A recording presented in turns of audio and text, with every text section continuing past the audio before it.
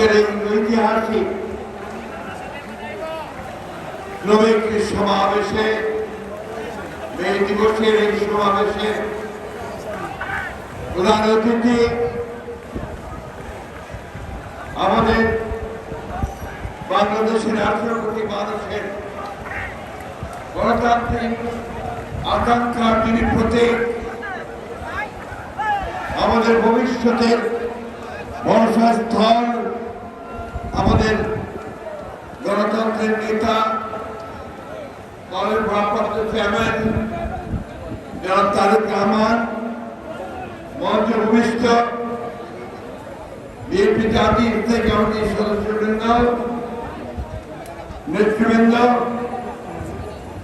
দেশের বরেণ্য শ্রমিক নেতৃবৃন্দ এবং আজকের এই বৃহৎ জনসমুদ্রের সমাবেশে উপস্থিত আমার প্রিয় শ্রমিক ভাই ও বোনেরা, আসসালামু আলাইকুম।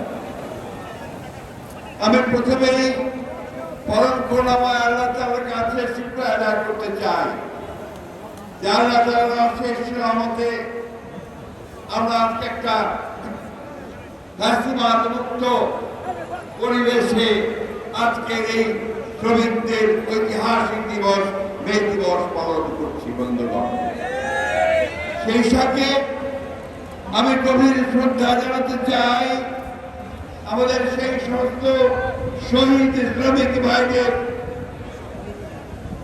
যারা 1886 সাল থেকে তার অধিকার রক্ষার জন্য তারা প্রাণ দিয়েছেন, বুকের তাজা রক্ত রাস্তায় ছেড়ে দিয়েছেন, যার প্রতীক আজকের লাভ নাম।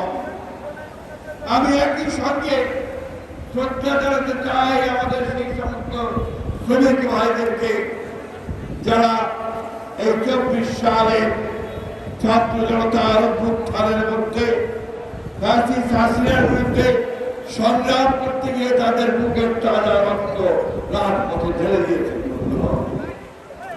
বন্ধুগণ, এই সভ্যতা, এই যে পৃথিবী, এই যে আজকে আমরা বিভিন্ন কল কারখানা, ডিভাইস, এটা আমাদের সামনে ড্রোন, ক্যামেরা, অট্টালিকা, যা কিছু দেখছি সব কিছুর মূলের ভিতরে রয়েছে আপনাদের শ্রমিক ভাইদের অবদান, তাদের রক্ত, তাদের সভ্যতায় মধ্যে রয়েছে শ্রমিকদের সেই অবদানের মধ্য দিয়ে। আজকে সেই জন্যই সারা বিশ্বে শ্রমিক ভাইদের দিকে তাদের আন্দোলনের ফলে তারা যে অর্জন করেছিলেন সেই দিবস পালিত হচ্ছে। বক্তব্য দীর্ঘ করবো না, বক্তব্যের আমাদের অপেক্ষা করছেন আমাদের বাংলাদেশের স্বাধীনতার ঘোষক শহীদ প্রেসিডেন্ট জিয়াউর রহমান, একমাত্র ব্যক্তি যিনি প্রথম সেটা উপলব্ধি করেছিলেন, উপলব্ধি করে তিনি অনেক প্রথম কাজ তিনি যেটা করেছিলেন শ্রমিক ভাইদের বন্ধের তাদের কর্মসংস্থানের জন্য তিনি যে গার্মেন্টস কারখানাগুলো চালু করেছিলেন, সুযোগ তৈরি করে দিয়েছিলেন। এবং একই সঙ্গে বাংলাদেশে আমাদের শ্রমিক ভাইরা যেখানে কাজ পায় না, বিদেশে গিয়ে যেন কাজ করে অর্থ উপার্জন করতে পারে, সেই জন্য বিদেশে শ্রমিক রপ্তানি ব্যবস্থা করেছিলেন। আর অনেকগুলো কাজ তিনি করেছিলেন যে গার্মেন্টস সহ নতুন বৃহৎ ক্ষুদ্র শিল্প করে লাখ লাখ নারী পুরুষ শ্রমিকের কর্মসংস্থান করে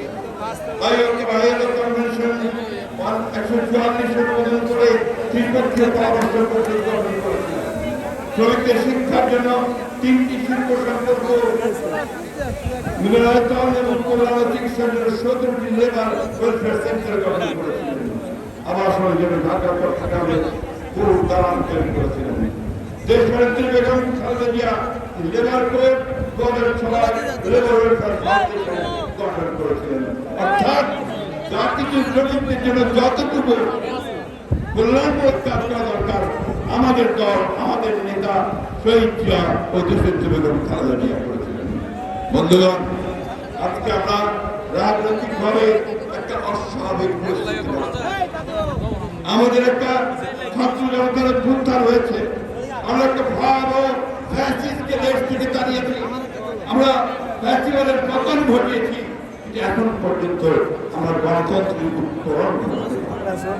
এখন পর্যন্ত আমাদের যেটা আকাঙ্ক্ষা, যারা আমাদের জনগণের ভোটের মাধ্যমে আমরা আমাদের সরকার গঠন করব। আমি একটি কথা বলতে চাই, সেটি হচ্ছে যে সবচাইতে বঞ্চিত শ্রেণী মানব জাতির মধ্যে যদি থাকে, তার হচ্ছে শ্রমিক শ্রেণী বন্ধুগণ।